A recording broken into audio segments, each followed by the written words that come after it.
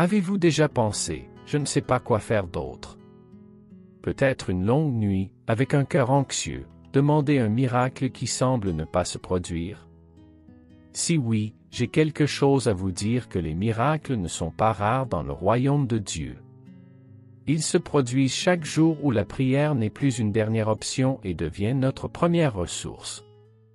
Vous pouvez être entouré de voix, de délais, de charges et de sentir que la foi s'estompe dans la goutte. Mais que se passe-t-il si je vous disais que lorsque vous pliez vos genoux, vous vous connectez directement au ciel? Nous ne parlons pas de formule magique, mais de la vraie présence de Jésus, qui écoute, agit et transforme, souvent lorsque nous nous attendons le moins. En juillet, au milieu de la ruée, Dieu veut plus que de vous entendre, il veut marcher avec vous. La prière est le fil invisible qui nous lie à la grâce, à la guérison, à la sagesse et à la paix. Et si vous écoutez ce message, ce n'est pas une coïncidence. Préparez le cœur, marchons ensemble dans un voyage où chaque mot dirigé vers Dieu a le pouvoir de déclencher le ciel. Devons-nous prier? Seigneur Jésus, je viens à toi, avec humilité et foi, cherchant ta présence ce mois-ci qui commence. Que ta grâce m'enveloppe et renforce mon âme, même lorsque les jours semblent lourds. Puis-je ressentir votre amour et votre protection à chaque étape de mon voyage, faisant toujours confiance à votre fidélité. Cher Père, je demande que la paix qui dépasse toute compréhension garde mon cœur et mon esprit. Puis-je trouver la joie dans les petites bénédictions quotidiennement et la force pour surmonter les difficultés qui surviennent. Que la prière soit mon refuge et une source constante de renouvellement et d'espoir. Saint-Esprit, guide-moi avec sagesse et discernement aux décisions à venir. Aidez-moi à prendre soin de ma famille avec amour et patience, et étendre cet amour à tout le monde autour de moi. Puis-je grandir dans la foi et l'autorité, vivant la victoire que Jésus a conquise pour moi. Au nom de Jésus, Amen. Le nouveau mois est arrivé et, avec lui, un mélange d'émotions. Pour beaucoup, ce sont les vacances, les réunions de famille, les voyages, le bruit des enfants et les odeurs de nourriture maison. Pour d'autres, c'est aussi une période de stress, de dépenses supplémentaires, de conflits familiaux, de fatigue accumulée. C'est dans ce scénario que la présence de Dieu devient encore plus nécessaire comme abri, soulagement et direction. Alors que le monde secoue à l'extérieur, Jésus nous invite à trouver un repos en lui. Au milieu du bruit des réunions, des attentes frustrées et des plans incertains, la prière peut être notre refuge silencieux. Nous n'avons pas besoin d'avoir tout sous contrôle lorsque nous faisons confiance à ceux qui ont l'autorité sur toute chose. C'est dans la simplicité de la foi que nous découvrons où se trouve la vraie paix. N'oubliez pas, vous n'êtes pas seul. Dieu voit ce que personne ne voit. Pression interne, sourire déguisé, conflit non résolu. Il est présent dans les détails et prêt à transformer l'ordinaire en quelque chose d'extraordinaire lorsque nous invitons la grâce à entrer. Il y a des jours où sortir du lit est déjà un acte de courage. Les coups d'anxiété, les pensées accélèrent et la foi semble petite face à la taille des incertitudes. C'est à ces moments que nous devons tout arrêter et simplement prier. Une prière sincère, même parmi les larmes, a le pouvoir de renouveler notre force et de nous rappeler que nous ne sommes pas seuls. Anna vivait en détresse parce qu'elle ne pouvait pas avoir d'enfant. Année après année, elle est montée au temple, pleurant devant Dieu, jusqu'à ce qu'un jour il fasse une prière sincère, promettant de remettre son fils au Seigneur. Elle n'a pas vu le miracle au même moment, mais est rentrée à la maison avec le visage transformé, car il croyait que Dieu l'avait entendu. Et au bon moment, Samuel est né, une réponse d'une prière qui a poussé entre les larmes, mais a été arrosée de foi.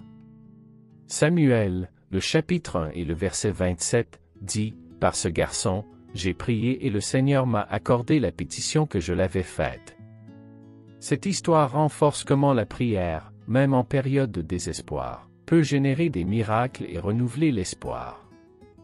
La paix que Jésus offre ne dépend pas des circonstances. Elle entre dans la scène où tout s'effondre et pourtant nous pouvons respirer profondément et dire « Cela fonctionnera, Dieu est avec moi ». Il ne s'agit pas d'ignorer la douleur, mais de le traverser avec confiance.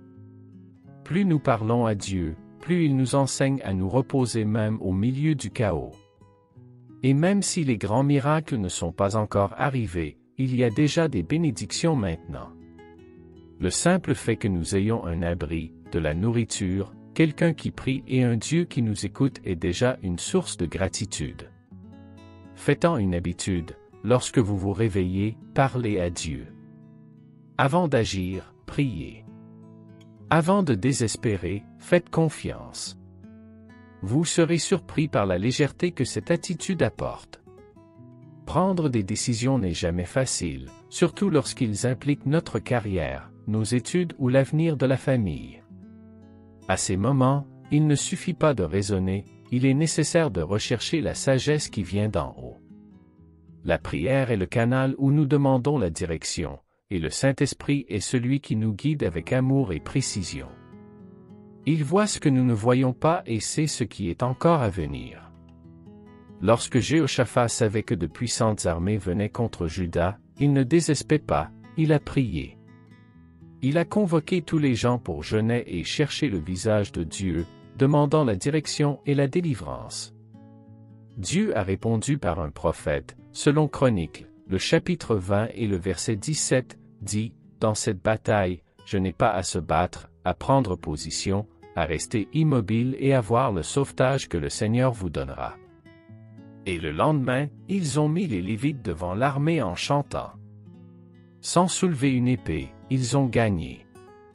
Parce qu'ils ont prié avant d'agir, ils ont fait confiance avant de voir. Cette histoire illustre parfaitement le principe de la recherche de Dieu avant toute décision importante, renforçant l'autorité de la prière. Si vous faites face à un choix important, ne décidez pas à la hâte.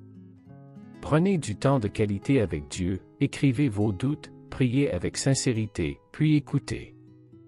Il parle à travers des gens, des événements inattendus et surtout à travers la Bible, qui peut ouvrir son esprit au chuchotement divin, comme le disent les psaumes, le chapitre 32 et le verset 8, « Je vais vous instruire et vous apprendre la façon dont vous devez suivre, et à mon avis, je vous donnerai des conseils. » Apportez également à Dieu vos préoccupations concernant votre santé et les membres de votre famille. Parfois, la sagesse recherche le bon médecin, d'autres fois, en changeant de simples habitudes quotidiennes. Dieu se soucie de chaque détail, du diagnostic le plus grave à cette fatigue que vous ne pouvez pas expliquer. Et il promet, celui qui demande la sagesse reçoit avec grâce et sans désapprobation. La famille est le cadeau de Dieu, mais il n'est pas toujours facile de vivre sous le même plafond. Les différences, le bruit de la communication et la routine tirée finissent par créer des distances invisibles. C'est pourquoi nous devons prier pour l'union, non pas aussi forcée, mais naître de l'amour, de la grâce et du pardon. Lorsque Jésus entre dans la maison, même des liens fragiles sont renforcés. Parents, n'abandonnez pas le semis de patience. Enfants, apprenez à honorer même sans tout comprendre. La sagesse pour gérer les conflits commence dans la prière et se multiplie dans la pratique du respect mutuel. Que diriez-vous de commencer un moment hebdomadaire de prière familiale? Cela peut être simple, avec une courte lecture biblique et un temps de conversation sincère. Et pour les relations qui sont brisées, il y a un remède disponible. Cela peut faire mal de se souvenir de certaines blessures, mais Dieu se spécialise dans les redémarrages. Ne vous attendez pas à ce que tout soit résolu immédiatement, commencez à demander à Dieu un cœur doué et des mots pleins d'amour. La restauration peut commencer par un pardon ou une demande simple, « Je suis ici pour parler ». Il y a des moments qui nous laissent sans voix. La perte de quelqu'un de cher ou du diagnostic d'une maladie fait tout, la routine, les émotions, la foi. En ces jours difficiles, la prière n'est pas un beau discours, c'est un cri d'aide. Et même lorsque nous ne pouvons rien dire, le Saint-Esprit intercède pour nous avec des gémissements profonds. Dieu n'est pas loin de notre douleur. Il a pleuré avec Martha et Maria à la mort de Lazarus, et il pleure aussi avec nous. Et en même temps, c'est lui qui nous porte à la fin de nos forces. Priez à travers les malades, ceux qui prennent soin d'eux, ceux qui font face à des nuits blanches à côté d'un lit. Jésus guérit, réconfort et présence constante. Si vous traversez un deuil, ne vous couvrir pas pour guérir rapidement. La douleur a son temps, mais la présence de Dieu a le pouvoir de se ramollir au vide le plus profond. Permettez-vous de ressentir, mais permettez également à l'amour de Dieu d'entrer dans les violations du désir. Parfois, le miracle commence par un câlin, une conversation ou une simple prière chuchotée avant de se coucher. La veuve de Naïm a suivi la voie à l'enterrement, portant le corps de son fils unique. La procession était silencieuse, lourde, pleine de douleur, le deuil a tout envahi. Alors Jésus l'a vu. Non seulement il a remarqué le cri, mais il a comparé.